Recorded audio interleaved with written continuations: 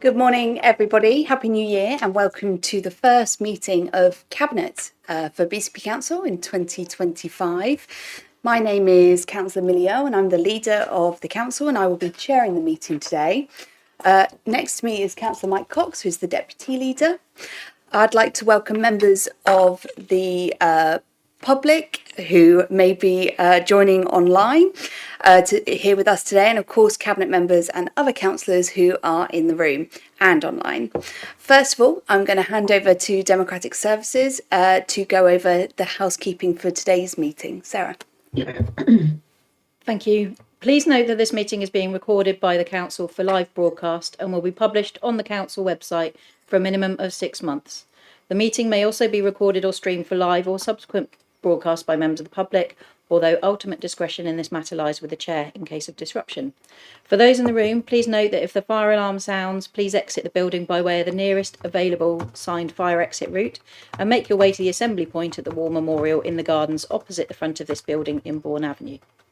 Finally, please ensure background noise is kept to a minimum and mobile phones and other devices are turned off or switched to silent for the duration of the meeting.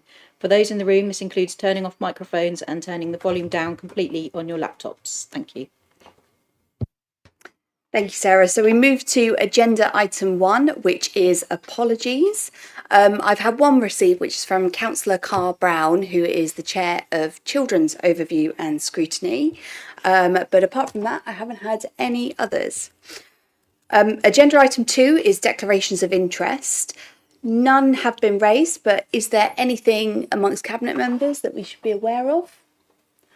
I was just going to add that regarding agenda item 8, I am a director of the Dorset Local Enterprise Partnership, and that paper directly relates to that. However, it is a non-pecuniary interest, and I do that within my role as a councillor.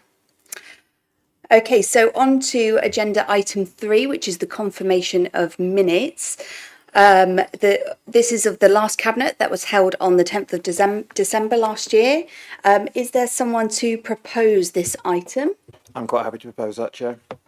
Thank you very much, Councillor Burton. Anyone to second? Yes, Chair. Second. Thank you, Councillor Hadley. So is there agreement that the minutes are representative of the meeting? Can I please see a indication? Thank you. That is unanimous. On to agenda item 4, which is public issues. We haven't had any petitions, questions or statements submitted from members of the public on this occasion. Agenda item 5, getting through this pretty quickly, aren't we? Is recommendations from overview and scrutiny committees that are not otherwise on the cabinet agenda. I just want to take a look at my colleagues here and online to check if they do have anything to report. So, Councillor Bartlett, Chair of Overview and Scrutiny Board, do you have anything you'd like to report? Good morning, Cabinet. No, thank you, Leader. Thank you very much. I can see that Councillor Rigby isn't in the room and Councillor Carl Brown has sent her apologies. But Councillor Canavan, anything from Health? Thank you. Nothing from Health today. So agenda item 6 is the council tax base for 25-26. This will be proposed and presented by Councillor Mike Cox. Is there someone to second this paper? I'll second, Chair. Thank you. Thank you very much, Councillor Martin. Councillor Cox, over to you to present the report. Thank you, Leader. Obviously, this is the report that everybody looks forward to every year in terms of reading it and absorbing it. It is a very complex and detailed report, but I'm not going to go into the detail, you'll be delighted to know. But also just to really confirm that this represents a 3.5% increase in our council tax base for the year. This is actually as a result of the second homes premium, largely. And a few homes built, not as many as we were predicting, unfortunately. But there's also a good side to this in terms of the empty homes has actually reduced significantly from about 1,400 to 800, which actually is good news from all aspects other than finance, because actually the empty homes discount we no longer have on those homes, so that's a reduction. But in terms of the single home discount, we have done quite a bit of work to make sure that that is valid and people are claiming it properly. And as a result of that, those numbers have fallen. So we are recovering money financially from that as well. But on that basis, I would just recommend that Council approves the report for the calculation of the council tax base, which obviously forms a very important part of the income that we will have for 25-26. Thank you. Thank you, Councillor Cox. So are there any other councillors in the room or online who are not on Cabinet who wish to speak on this item? I'm not seeing any indication. So over to Cabinet. Councillor Hadley. Thank you. Yes, it was mentioned by Councillor Cox, but I do think it's worth emphasising, the premium on the empty homes is actually to try and stop people from leaving homes empty and to help with our homelessness problem. And so, the fact that we are not making the money that we might get from those premiums, it goes up 300% after a while. It is really a disincentive to try and get them into occupation, which is a good thing, I think. Thank you. Thank you. Councillor Cox, anything to add? No, I completely agree with Councillor Hadley. It is a good thing, but just financially we're slightly worse off. Okay, thank you.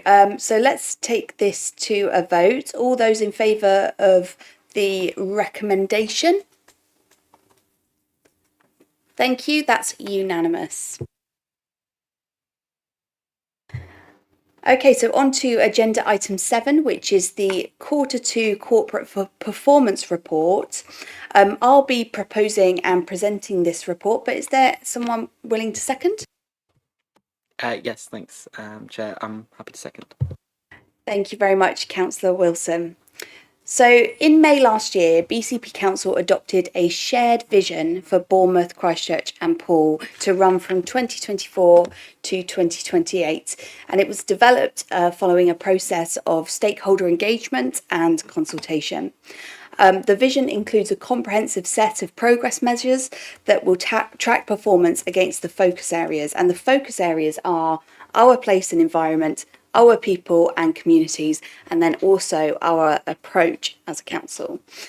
Looking at progress with the measures at the end of Q2, which was the end of September 2024, 45% of the measures are on target, 19% of measures are being monitored to ensure they don't drift off the target, and 36% of the measures are pending a performance rating, which means we don't yet have the data to demonstrate where we are within those measures. I am pleased that no measures will be at risk of not meeting their targets at this point. Overall, there is some really encouraging progress in this report and in meeting the vision of our council priorities and also delivering the council that we can really all be proud of. I won't go into each area, as I know Cabinet members may want to pull out some specific measures, but if not, I'll mention a few at the end, which I'm pleased to see improving. Okay, are there any councillors not on Cabinet who would like to speak on this report? I can't see any indication, so over to Cabinet. Councillor Wilson. Thank you, Chair. I think a really useful and helpful report. I think there is still a couple of issues that I need to pick up with Isla that we haven't in the period the last one came and haven't been able to catch up on, which is, I think, just, partly how busy things have been.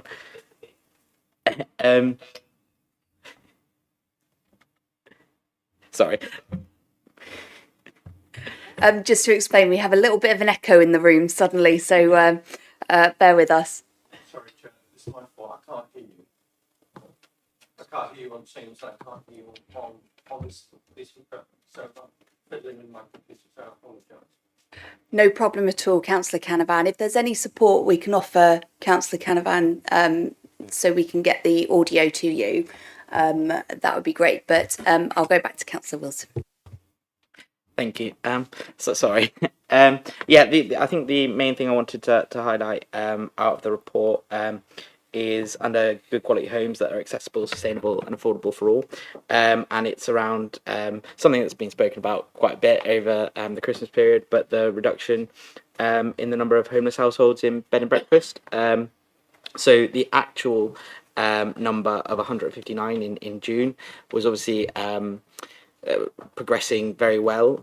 This data is obviously slightly lagging, so just to give an update in terms of where we are at now, so that figure of 159 is now down to 49.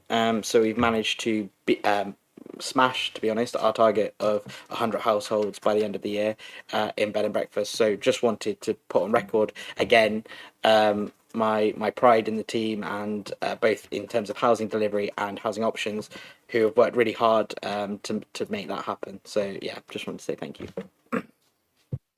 Thank you very much, Councillor Wilson, and I'd completely echo that. I know the team have been working incredibly hard to get that number down and get families into appropriate accommodation, and I'd echo your thanks to everyone. Oh, go on then, Councillor Wilson. Yeah, thanks. And I probably should just mention that, of those 49 households, only 6 of those households are families now as well. So it is a real reduction. So yeah, brilliant. Thank you. Any other members of Cabinet wishing to speak? Councillor Herritt? I just wanted to comment on the footfall in the town centres. It kind of obviously this figure remains in growth, and it remained in growth through the year. Although, as Councillor Wilson noted, there is a bit of a lag on some of this, but especially in light of one of the kind of what is widely recognised as one of the poorest summers for weather in recent years. That growth has remained pretty strong through the back half of the year, despite the kind of negative noise we often see around the town centres. So I wanted to make sure we highlighted that our footfall does remain in good growth. Thank you very much, Councillor Herritt, and hopefully we'll see some good news soon around the footfall in our town centres over the Christmas time. Any other Cabinet members wishing to speak? Councillor Hadley? Thank you. Just one of the ones around investment in electric vehicle charging points. There's been a significant increase in that in this period, but actually with the grant anticipated for Levi, hopefully that's going to shoot up significantly in the year to come. So we are investing and trying to support a migration to non combustion engine vehicles. Thank you. Councillor Brown? Thank you, Leader. Yeah, just within the sort of health and wellbeing, people and communities section of the report, I just wanted to note, there's a number of measures there which are sort of new corporate measures, so not yet rated, because we'll sort of be waiting as the sort of data is available for those. But there's a couple of particularly good performing areas, really in the sort of area of public health, and particularly PC 1B1. About Live Well Dorset continues to see an increase in registrations, including from those in the most deprived neighbourhoods compared to the same quarter last year. And I think that's, you can look and think, oh, the numbers aren't massive, but there's a real increase in registrations in those sort of deprived areas, and it's a lot of work that's been going on about reducing health inequalities across our communities and focusing on those areas where traditionally, we've not had sort of people taking advantage of public health services. So I think that's a real result of a lot of work in the background to actually address that on behalf of our sort of health colleagues and our sort of public health team. So I wanted to particularly highlight that one. Thank you very much, Councillor Brown. That was certainly on my list as one to talk about as well. I think it's really encouraging. Councillor Burton? Yeah, I'd just like to mention the area of children being excluded from school and children missing out education. A lot of work is being done around that with the local authority and schools. And of course, the national view on this is also changing. As you're probably aware, children missing out on education due to either exclusion or for other reasons affects their development, and of course it also affects the cost, and of course the outcome of the children is the most important thing. So schools are working with us on this, and I'm hoping to see improvements on that through the next year. Thank you, Councillor Burton. So the only other one I wanted to highlight myself, which is from the planning portfolio, was the increase in the percentage of major planning applications that are determined on time, which is now exceeding its target. And just as I reflect on where planning was when this administration took over, I was really quite. I think everyone was, it wasn't in a good shape. And just to see how far the team has come through the planning improvement board and the monitoring and all the work that has gone into improving the rate at which planning applications are decided has been exceptional. And I have real confidence in the team that we have now that will continue to improve. So I just wanted to say thank you to the planning team on that one.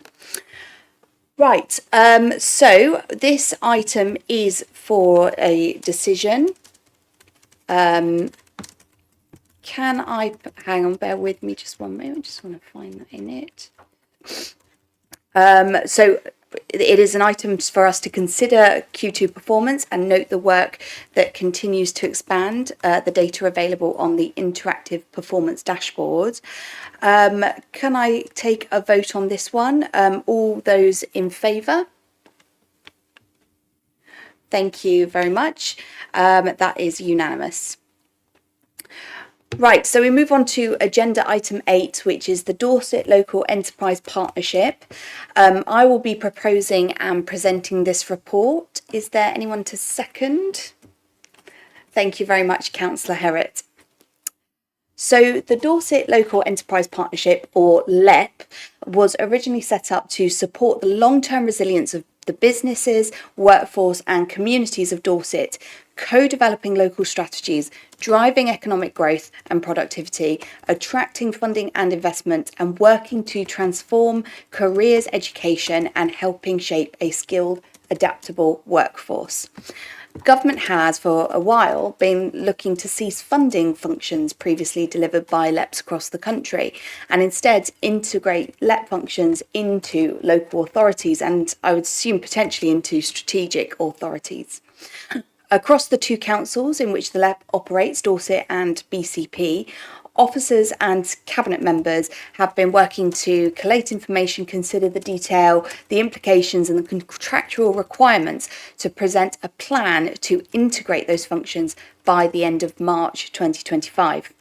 3 functions have contractual obligations, including the Dorset Growth Hub, the Dorset Careers Hub and the Boscombe Skills Hub. The paper goes into detail about how each of these slightly more tricky areas will be resolved. To ensure the delivery of its national mission to drive economic growth, government does require areas to have an up-to-date economic growth plan or economic development strategy and a growth board to enable businesses to articulate and drive forward the economic growth priorities for the Bournemouth, Christchurch and Poole area. This report asks Cabinet to delegate to officers, in consultation with the portfolio holder for destination, leisure and commercial operations, the responsibility for establishing a BCP growth board to maintain the business voice and facilitate collaboration between policymakers and our business community to meet our shared aims. This does, though, put us in a tricky position as government has stated it's minded not to continue funding these functions. So we need to look carefully at our own resource and see what is viable within the economic development sphere delivered by local authorities, whilst also considering how devolution is relevant to the conversation and the future of economic growth. So are there any councillors in the room or online who wish to speak on this? Councillor Canavan. Thank you, Chair. I was a bit disappointed with this paper, if I'm truthful, because there is still a lack of clarity. I should say that I'm on the Local Enterprise Partnership Overview and Scrutiny Committee. It's a theoretical position, I have to tell you, because it hasn't actually met for some considerable time. The last 2 meetings have been cancelled. So there hasn't been any opportunity for people like me, councillors like me, to have any kind of oversight of what's going on within the LEP or what the intention is. So at one level, I'm grateful for this paper because it actually tells me something.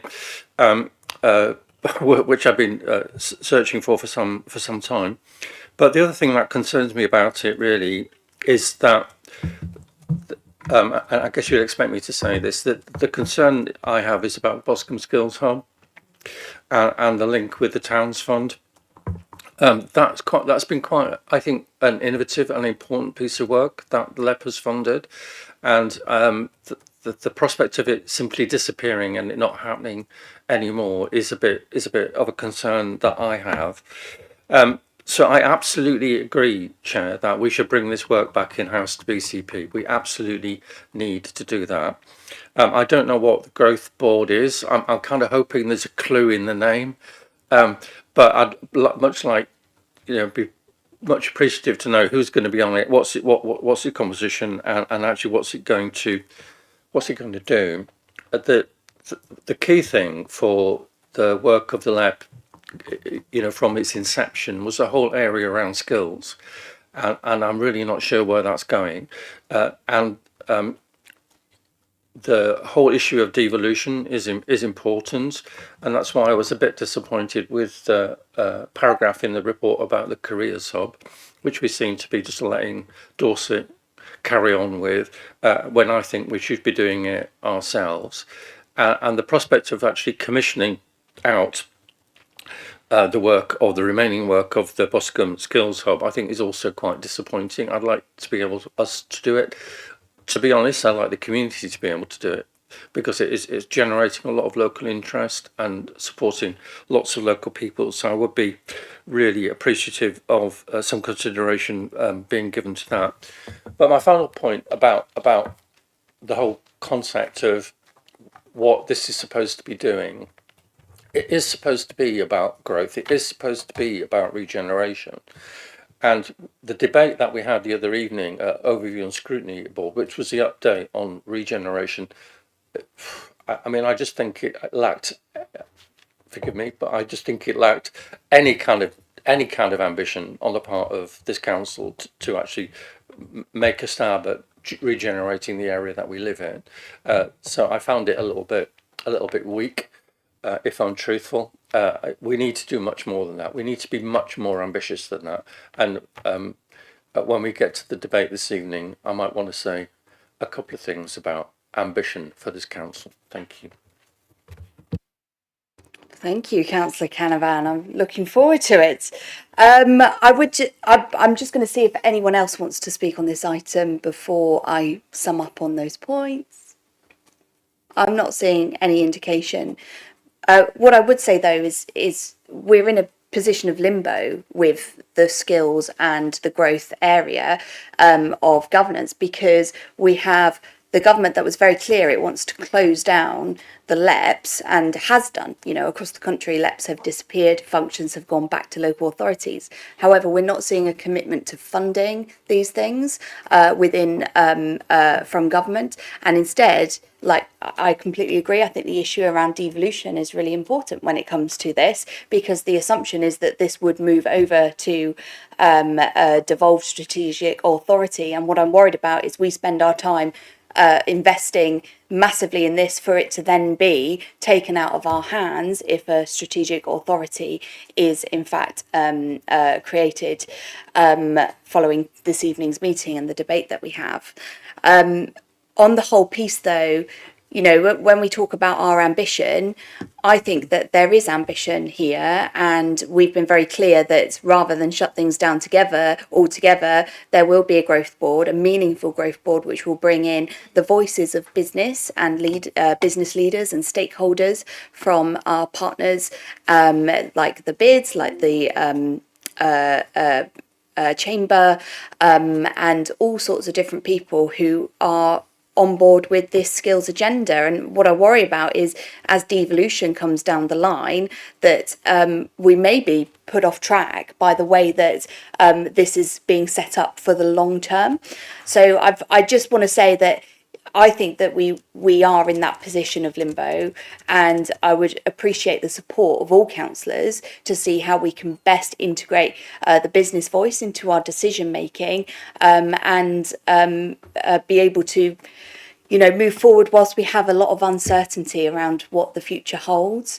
So as much as I sympathise with the position that we are, things are a little bit up in the air, I think that we've been very clear that we do value businesses and we want that growth, which is why we are establishing this within the local authority.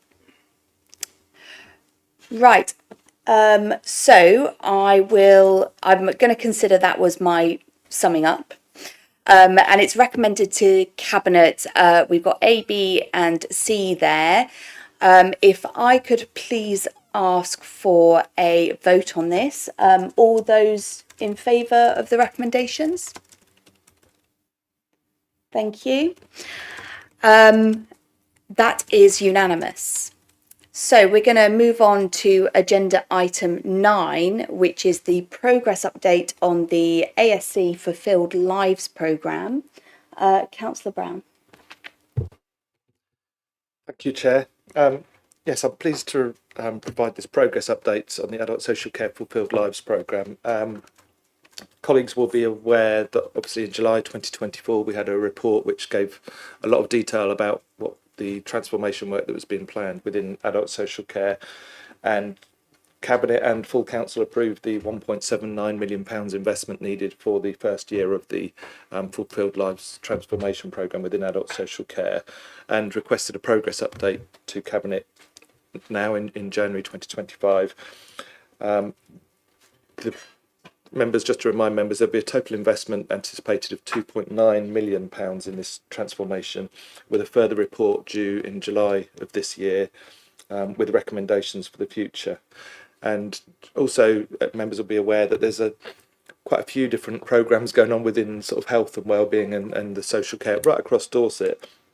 So it's just a reminder that this programme is aligned with the Integrated Care Partnership Strategy, and it's also been identified that it has a number of synergies with the Urgent and Emergency Care Transformation Programme, which members will be aware of. We recently approved in December, which is now retitled the Future Care Programme rather than Urgent and Emergency Care.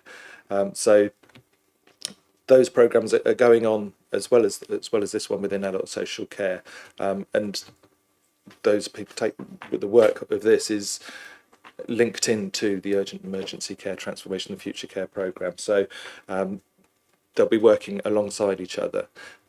This progress update, I'll just remind members actually a little bit on the background of this. It didn't sort of just come from thinking, oh, we need to be doing things differently within adult social care. What can we do? How should we change things? There's quite a lengthy, detailed history to this. That in 2023, Adult Social Care prepared a detailed self-assessment of the adult social care services as part of preparation for a CQC inspection.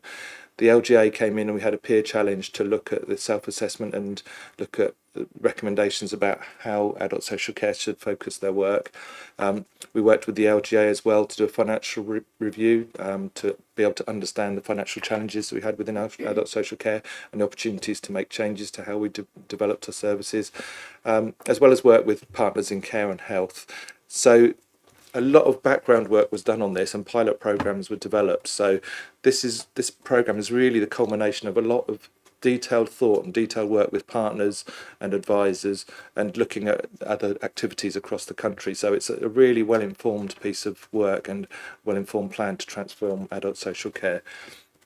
I won't go into the detail. The report and the appendices give the detail of the progress that's been made so far, but really there's been progress in terms of recruiting to the programme. There are some gaps within that. It's not always easy to sort of recruit the right people you need when they're particularly on fixed term contracts. There's been progress obviously in the sort of scope documents, project initiation documents and the outline business cases, and it's really ready to really push off now from January 2025 and really move into the sort of activity, the sort of delivery stage of the programme. So there's a lot of detailed appendices there giving people updates on the sort of timelines, but I'll leave it at that. So. Thank you very much, Councillor Brown. Are there any councillors not on Cabinet who wish to speak? Go ahead, Councillor Canavan. Thank you, Chair. I just wanted to support what Councillor Brown's just said in my capacity as chair of Health and Adult Social Care Overview and Scrutiny Committee, that there is a massive amount of work going on in this space. And as Councillor Brown's just described, I think what's emerging is a degree of overlap between this piece of work and the urgent and emergency care work. What I've asked, this is just by way of me attempting to offer some reassurance to Cabinet, that I've asked Gillian and Betty if at the next Health and Adult Social Care ONS meeting we can actually have a look at all of that, both this ASC piece of work and the urgent and emergency care work, to pick out where that overlap is, make sure that there is no duplication, which I'm pretty confident there isn't, but that we are making progress towards the aims which we have set ourselves, which is to fundamentally change the way in which this system works for the benefit of patients. So that's just by way of reassurance to Cabinet, if I may, Chair, just to say that we are on this, and we will continue to do what we can to helpfully assist. Yeah, don't smile too much, Jeff. Hopefully assist officers in making that progress. Thank you. Thank you very much, Councillor Canavan, and just to reassure you that this Cabinet welcomes scrutiny and welcomes the input that we have from all councillors into looking at these things, and I think that would be a good opportunity to look at how these things interact with each other in particular, so thank you. Any other councillors not on Cabinet wishing to speak? I can't see any indication. Right, so over to Cabinets. Councillor Sandra Moore. Yeah, thank you, Leader. Well, it's clear that a huge amount of hard work has gone into this programme already, and we've now reached the delivery phase, which, as the report mentions, might well be the tricky part because of the risks involved. So I'm pleased to see that there are measures in place to minimise these risks, and as we've just heard, there's going to be regular scrutiny from Health and Social Care Committee. So I wish everyone well in this next delivery phase. I'm pleased to be able to second this paper, and I look forward to the next progress report in July. Thank you, Leader.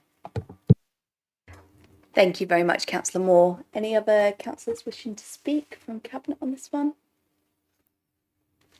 I'm not seeing any indication, so we are going to be Councillor Brown, summing up. Yeah, thank you, Leader. I will just quickly sum up and respond to those points. I think Councillor Moore's right in terms of, there are risks within it, but just to sort of reassure Cabinet colleagues in terms of the sort of risk mitigation, as I mentioned, there's an awful lot of detailed thought and planning and discussions with looking at what happens nationally with other local authorities, work with the LGA and other partners and advisors to really think this through and plan this in detail, so that it's not just a bit of a flight of fancy. It's really sort of planned on what works elsewhere, and what we're confident can work, as well as in terms of risk mitigation. The Health and Adult Social Care Review and Scrutiny Committee taking a great interest, and I really appreciate that. And I think actually the feedback from the Overview and Scrutiny Committee in terms of looking at the budget and the adult social care budget is a really good indication of how that committee are taking an interest in the council's adult social care services, and actually how we go about improving them and delivering them within the sort of financial envelope that we have for delivering those services. So I'm really pleased that that's happening, and that is part of our sort of risk mitigation. And I think the only other thing I'd add is that there's been sort of some fairly recent announcements from national government and from the Secretary of State about changes within the NHS and the health service, and also in terms of the care services and review of care services and plans for a national care service to be developed in a couple of years' time. And I think if you read those announcements and those statements from national government, and we can all debate, what we think is good and whether the speed of delivering those. But I think the good thing with this is it's very much in tune with what national government are saying in terms of transforming our services. So that gives me confidence that we're doing the right things here. We're actually the national government are supporting these kinds of developments, to improve increases in care technology and actually making sure the system flow works well. So I think we can take confidence that we're not going off in a different direction, doing our own thing, but actually it's very much in tune with best practice nationally and what national government are talking about. Thank you very much, Councillor Brown. Right, so this item is for noting. Can I take a vote on this? All those in favour of the recommendation? Thank you. That is unanimous. Okay, so on to agenda item 10, which is the transformation programme completion. The proposer and presenter of this report is Councillor Hannah. Is there someone to second? Second, thank you. Thank you very much, Councillor Cox. Councillor Hannah. Thank you, Leader. With apologies to those who are present at the Overview and Scrutiny Committee. The main purpose of this report in terms of Cabinet decision making is to recognise that the original transformation programme, established after the formation of the Council in 2019, is coming to an end at the end of March, and to note that in terms of continuing work, oversight at officer level will no longer be through the Transformation Board, but will instead be through the Corporate Strategy Board. The report recognises that there is more work to be done, not least securing the equal pay structure that our pay and reward programme is seeking to achieve, but also continuing work on the use of our physical assets, the various council buildings where some further rationalisation of use is achievable, and where the opportunity for creating hubs for a number of services is being explored. And we're working on further improvements to the council chamber and committee meeting rooms, working with the civic members working group. And there is ongoing work on our digital strategy, our use of data and insight, and of new and emerging technologies such as artificial intelligence. All of these will in future come under the Corporate Strategy Board, chaired by the Chief Executive, whose composition is set out in paragraph 36. The report also summarises the major achievements in terms of savings, efficiencies and modern ways of working that the transformation programme has delivered in the past 5 years. Millions of pounds of savings, better and more efficient ways of working, and modern digital services are just some of those achievements.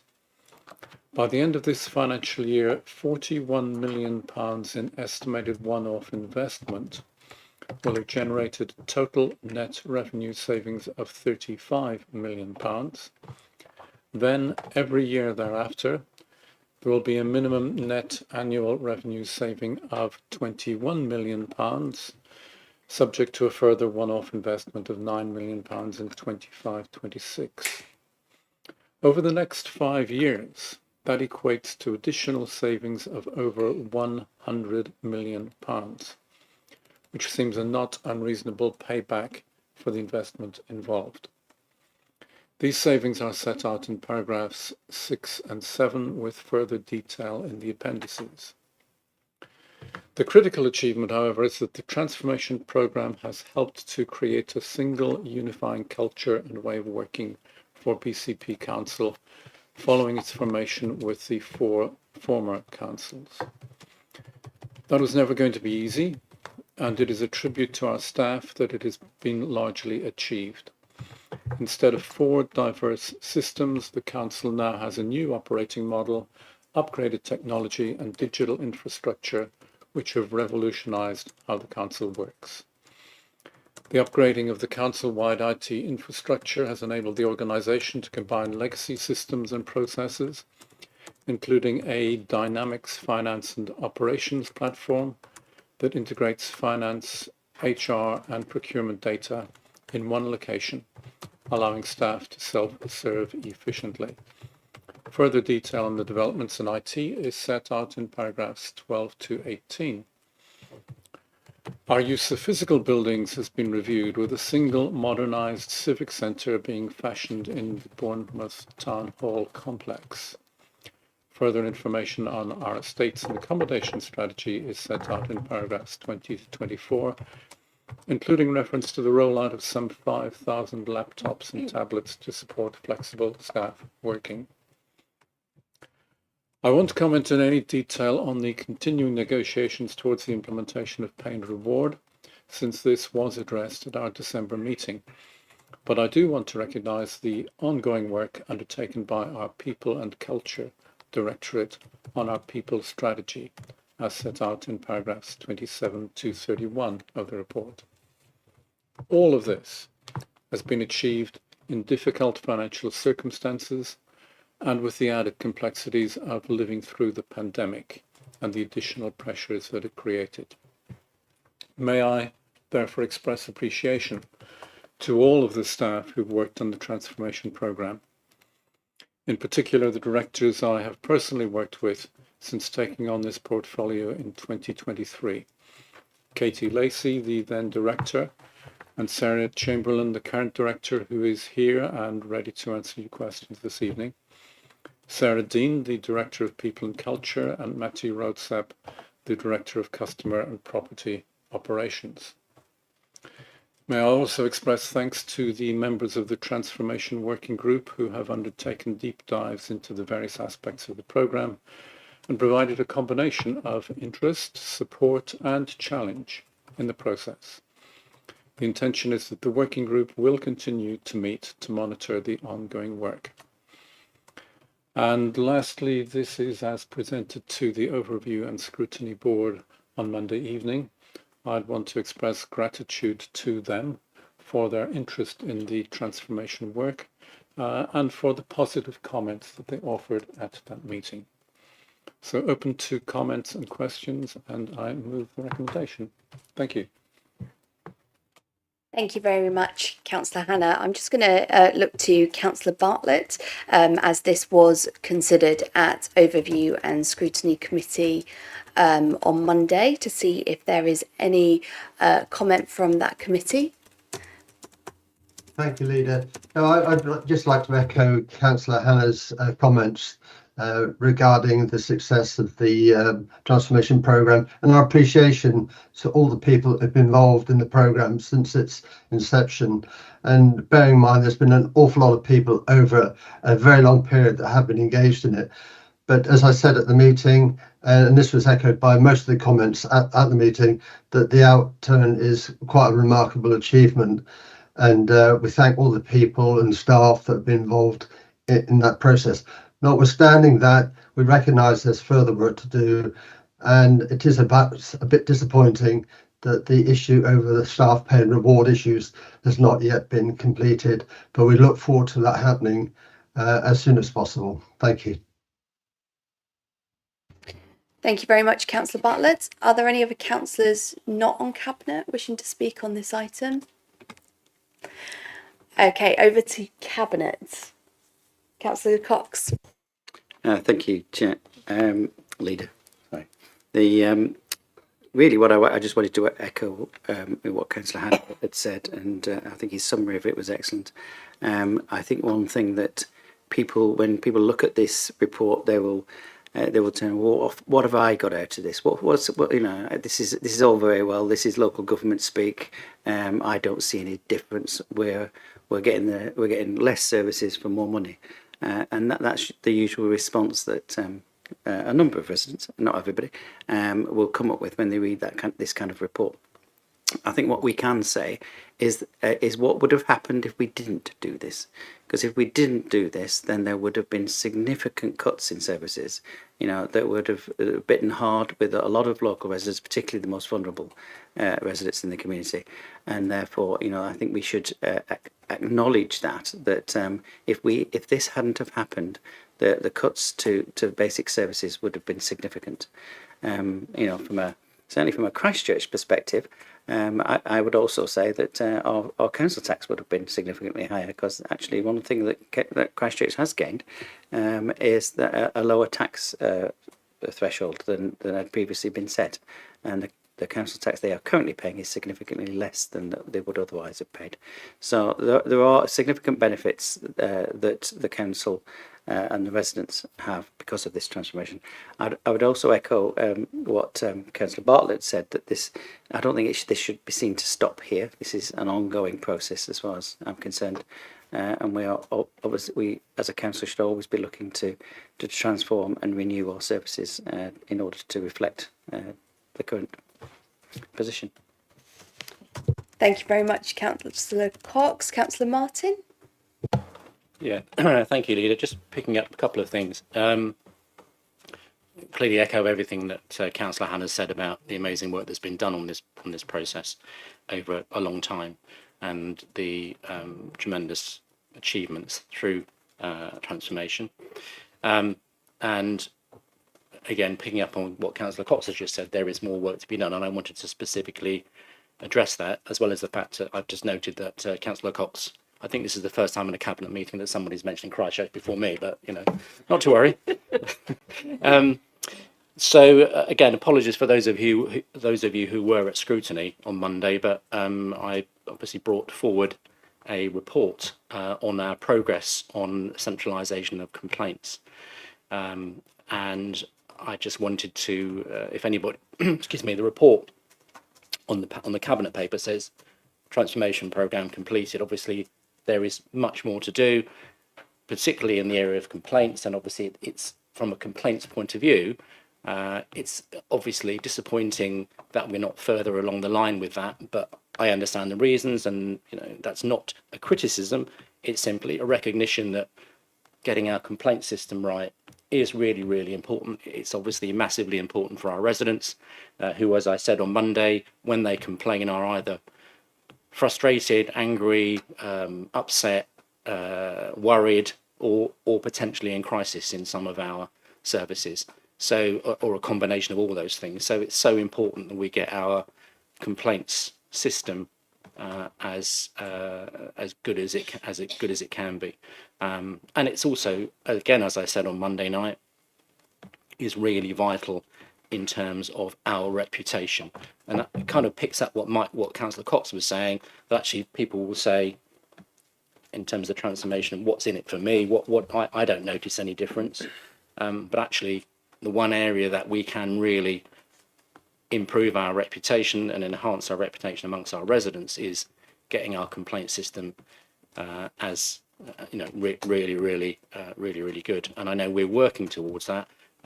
It's just taking a little bit longer. So I thought that's important. And the other area, of course, of transformation, and somebody mentioned it, I can't remember, I think Councillor Hannah mentioned it, is community hubs. And that takes me to the other area that obviously I'm interested in specifically, which is libraries. Our library service, we're coming forward with a report in a few months' time. And of course, that will be in the context, or partly in the context, of our community hubs proposals and plans. So obviously welcome all this, and just note for anybody listening that our transformation, we've still got a long way to go with some of the things that we must do. And then finally, if I'm on a lighter note, it wasn't until recently that I realised I was a complaints champion. So I'm just, if anybody has any bright ideas for me in terms of anything they want to add to my portfolio, to add to communications, culture, customer services, consultation and complaints, I'd be grateful if they could keep those ideas to themselves. Lovely, thank you. Thank you very much, Councillor Martin. Councillor Hadley. Thank you. Yes, I think I can probably list a longer list of things that I'm at fault for in terms of trying to manage and run. It's really interesting in terms of this, and I think part of it, you know, we do reflect right now and again. But there was £100 million worth of money disappeared out of council income from government, taking that away. What they did with it, who knows? But you know, part of our challenge in terms of transformation has been to keep services going against that outfall. I think the other thing for me, and it comes back to the complaints thing, really, we get to hear very loudly what goes wrong. What we don't do enough of is perhaps celebrating what goes right. And certainly, you know, within my portfolio, it's around potholes, it's around individual missed bins, and sometimes you think the world has ended because that's not happened. And for individuals, it has. And it is about trying to get it right every time and having the process in place that bear down on those challenges, because each of our residents expects the service to be perfect for them, and sometimes we can't do that because we're human. We have challenges. We had significant sickness in the waste team over Christmas, and I had several complaints about missed bins. and they shouldn't really even come through to me. And some of that is about having the process in place, so that means that they're picked up and they're dealt with promptly and to the satisfaction of the residents. So I think this is really helpful in terms of celebrating what we have changed, what we've moved forward. And if we hadn't done it, things would be in a much more difficult position. And I think that's helpful. Thank you. Thank you, Councillor Hadley. Councillor Brown? Thank you, Leader. Yeah, speaking as one of the few Cabinet members here today who were also on Cabinet in 2019 around the initiation and the pushing ahead of this transformation programme.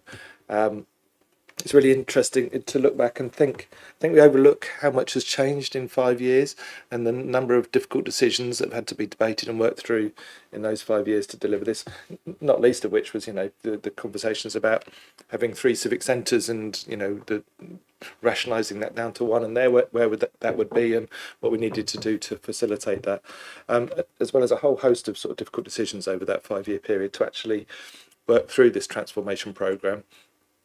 Some have worked more smoothly than others, and as with any of these sort of things, there's always going to be learning coming from it. What I'm interested and I'm glad colleagues have sort of picked up on what the public would look at this and say, well, where's that money? Why has my council tax been reduced? And I'm glad colleagues have picked that up, that this is filling the gap in loss of national funding that the council's received. National government in the last few weeks have talked a lot about local government reorganisation, and a lot of councils across the country, particularly county councils where there are borough councils, are now having to look seriously at that and about incorporating borough councils within a sort of unitary authority structure, which is something that I feel there's a lot that's been done in the 5 years at BCP, that lessons can be learned and that sort of experience can be shared more widely among sort of local government colleagues across the country who are going to be facing the same or similar kind of transformation programmes in the coming years. I don't think I'll propose a separate recommendation, but I just hope that we're able to pull together some of the experiences and some of the learning, some of the things we would have done differently, some of the things that worked well, or to be able to share that through the LGA for all of those authorities that are going to be starting to face these questions and these proposals and these reorganisation plans and these, changing their civic centre structure, changing, amalgamating staff in terms of pay and reward. So I think the learning that we've got from it and the experience that we've got from it, I think we really need to think long and hard about how we can share that to support colleagues nationally through the auspices of the LGA, hopefully. Thank you, Councillor Brown. Anyone else wishing to speak on this? I was just going to respond briefly to that, and that is already happening. So just last week I was on a call with LGA colleagues, and already we're talking about the within the context of local government reform across the UK, as noted in the English Devolution White Paper. A lot of councils are very concerned about what transformation looks like, and it was good to be able to demonstrate some of the benefits of transformation, but also to share some of the learning as well and what could have been better within the process. And I think we're in a very unique position, having been, now we're 5 years down the line from transformation, to share what we've learnt. And both myself and the chief executive met with someone from the LGA on Friday and said that we were happy to be called on if there was any need and support that we could give to other local authorities. Right, so this item is for a recommendation. There are A, B, C and D. Can I please ask all those who are in favour of that recommendation? Thank you very much. That is unanimous. I've just realised I didn't go back to Councillor Hannah to sum up. Apologies. That is not a problem. Thank you. Okay, so agenda item 11 is urgent decisions taken by the Chief Executive in accordance with the Constitution. So, Graham, is there anything to report? Thank you, Lily. There is one which is in the middle of being decided, which is the appointment of the new Director of Public Health, but we aren't able to publish that yet, so we've just got to work out the notice period, etc., for the individual. So that is a decision that I have taken, but we can't yet publish. We'll publish that as soon as we can. Thank you very much, Chief Executive. On to agenda item 12, which is the Cabinet Forward Plan. I can confirm that the latest version of the Forward Plan is attached to the agenda. So I would recommend taking a look at that and seeing if there's anything coming up within Cabinet's work programme that can be that any councillors from across the council, whether on scrutiny or not, would like to feed into or understand more about.